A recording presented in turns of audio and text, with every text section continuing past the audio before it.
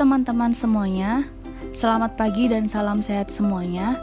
Saya Grazia Tara Aryandari dengan NIM 2022141123 dari Prodi Manajemen, Kelas Manajemen Portofolio dan Investasi, Universitas Sanata Dharma. Di sini, saya akan menyampaikan hal yang berkaitan dengan pasar modal Indonesia. Apa sih yang bisa kita beli di dalamnya? Jadi, mari kita belajar.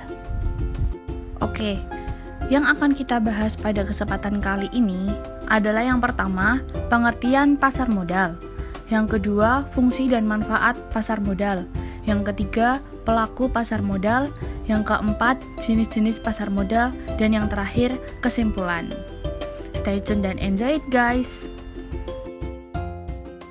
Yang pertama adalah pengertian pasar modal. Secara umum adalah suatu sistem keuangan yang terorganisasi, termasuk di dalamnya adalah bank-bank komersial dan semua lembaga perantara di bidang keuangan, serta keseluruhan surat-surat berharga yang beredar. Pasar modal dikenal sebagai Bursa Efek, dan di Indonesia itu adalah BEI, atau Bursa Efek Indonesia. Produk dari pasar modal ada dua, yang pertama adalah saham dan obligasi. Kemudian, fungsi pasar modal. Fungsi pasar modal adalah sebagai tempat bertemunya pihak yang memiliki dana dengan pihak yang memerlukan dana jangka panjang atau perusahaan, di mana mempunyai dua fungsi, yaitu fungsi ekonomi dan fungsi keuangan. Selanjutnya ada manfaat pasar modal. Pada layar ini ada 11 manfaat pasar modal.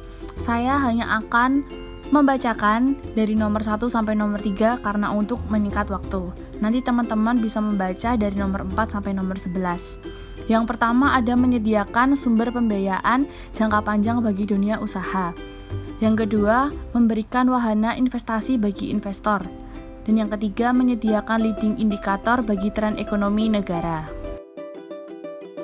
Pelaku pasar modal. Para pelaku utama di pasar modal dan lembaga penunjang yang terlibat langsung dalam proses transaksi ada 3. Yang pertama, emiten. Emiten adalah perusahaan yang akan melakukan penjualan surat-surat berharga atau melakukan emisi di bursa, seperti perusahaan yang menjual pemilikannya kepada masyarakat atau ke publik. Yang kedua, ada investor. Investor atau pemilik dana atau pemodal adalah badan atau perorangan yang membeli pemilikan suatu perusahaan go public. Dan yang ketiga, ada lembaga penunjang. Lembaga penunjang berfungsi sebagai penunjang atau pendukung bekerjanya pasar modal. Terdapat 8. Yang pertama, penjamin emisi, perantara perdagangan efek,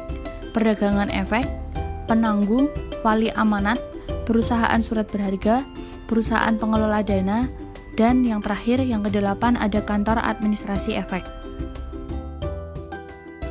Kemudian kita masuk ke jenis-jenis pasar modal. Ada 4 jenis pasar modal. Yang pertama, pasar perdana.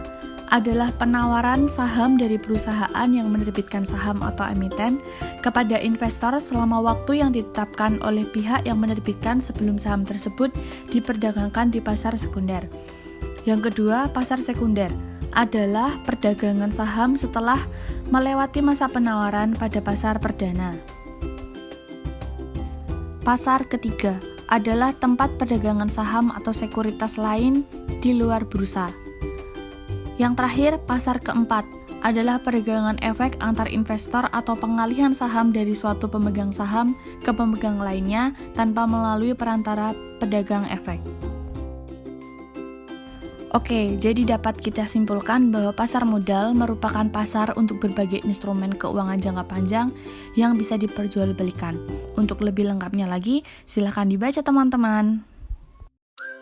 Mengingat video durasi yang singkat, kita sudah ada di penghujung video kali ini.